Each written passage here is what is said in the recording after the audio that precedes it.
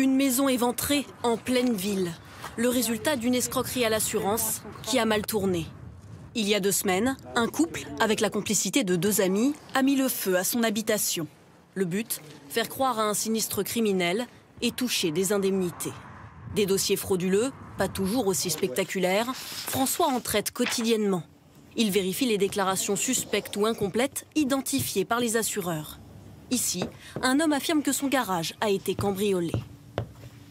Et la personne, pour justifier des dégradations de son portail, a envoyé une planche photo. Sur cette planche photo, elle indique le numéro de son portail, elle montre les traces d'effraction et surtout, elle précise que conformément à son contrat d'assurance, elle disposait d'une sécurité anti-vol au pied du portail du box. Tout semble en règle, mais François se rend tout de même sur place pour une vérification. Il constate la supercherie. On s'est aperçu que l'assuré a pris la photo d'un autre portail pour faire croire à la compagnie qu'il était dans son bon droit et qu'il avait pris toutes les mesures nécessaires pour sécuriser sa porte, ce qui n'est pas le cas. Autre exemple, avec cet accident de voiture. Il lui a suffi d'analyser ses photos avec un logiciel. On interroge le fichier pour connaître sa date de création.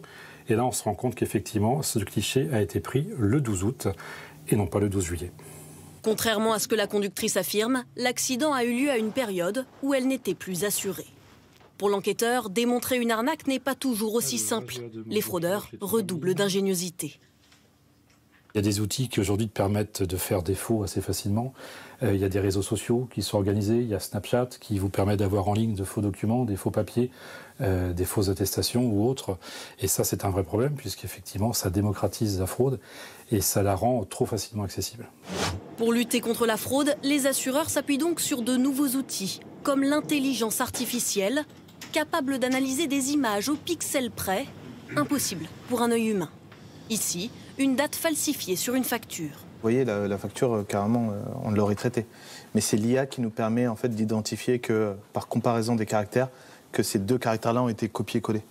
Cet assureur reçoit des dizaines d'alertes chaque jour. Il y a les particuliers, mais aussi les réseaux de fraude criminelle. L'IA permet de démanteler des escroqueries impliquant des centaines de personnes pour des montants toujours plus élevés. Ça peut aller jusqu'à 5 à 600 000 euros. Grâce à l'intelligence artificielle, l'entreprise a pu doubler le nombre de fraudes détectées.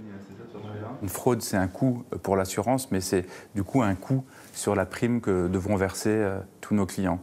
Donc 2000 clients fraudeurs qui feront 10 millions de fraudes sur un an, c'est l'équivalent de 2% de tarifs en plus sur un contrat d'assurance auto, par exemple. En cas d'escroquerie à l'assurance, les peines vont jusqu'à 5 ans de prison et 375 000 euros d'amende. Le fraudeur risque aussi de ne plus jamais pouvoir s'assurer.